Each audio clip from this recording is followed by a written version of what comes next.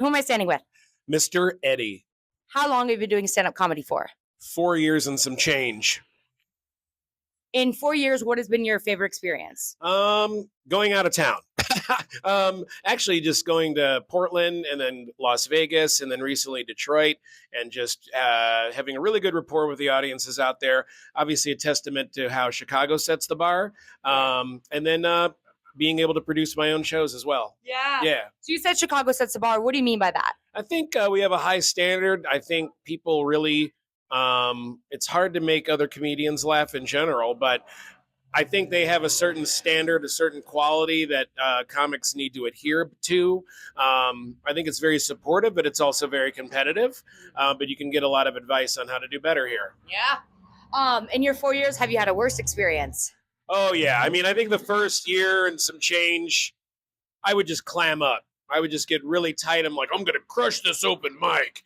And then I would literally, like, my throat would close. I'd get major anxiety. And I finally had this talk with myself, like, hey, man, if you're not going to have fun, quit. Yeah. And then once I did that, started having fun and not like being married to every little word, I started doing better. How would you describe your comedy style? Do you think it's more one-liner, storytelling? I think it's a mixture of a little, the one-liner thing is the most minuscule part of it. I also think I do a lot of act outs.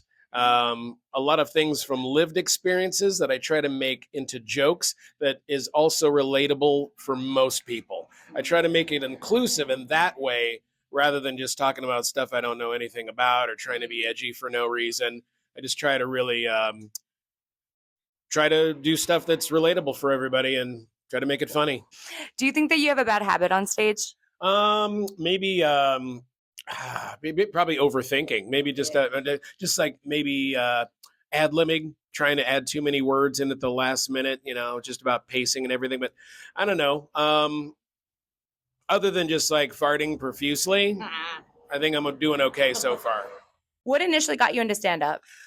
Just kind of hitting a point in my life where things are really going south and then kind of hitting a reset button and going, well, nothing matters. Don't sit on your gifts. If I have something to offer, just put my head on the chopping block and go. Because I just had to go through some life shit in order to get there. And I said, go for it. And it's just been getting better ever since. So I'm very, very happy that I did that for my life. I love that. Do you have any shows coming up or anything that you produce? Every last Thursday of the month with Bontrager, I co-produce a AI-based game show called Prompt Battle Royale. Right now it's at Surge, the last Thursday of every month, where comedians are contestants. We give them themes like suburban moms with large foreheads. They have to describe those themes. And then night of the show, we plug it into the Midjourney search engine medium, if you will, and it produces images live on stage. And then they have to defend those images to win the round. And then every other month, I produce a comedy showcase called the Caponeville Comedy Capers Showcase. Is there anywhere people can find you on social media? Yes, on YouTube, Mr. Eddie, that's M1STEREDDIE, Mr. Eddie on YouTube. I got some videos and other excrement out there. And then also Mr. Eddie on Instagram, and then Eddie L. Schaefer, SHAFER on Facebook.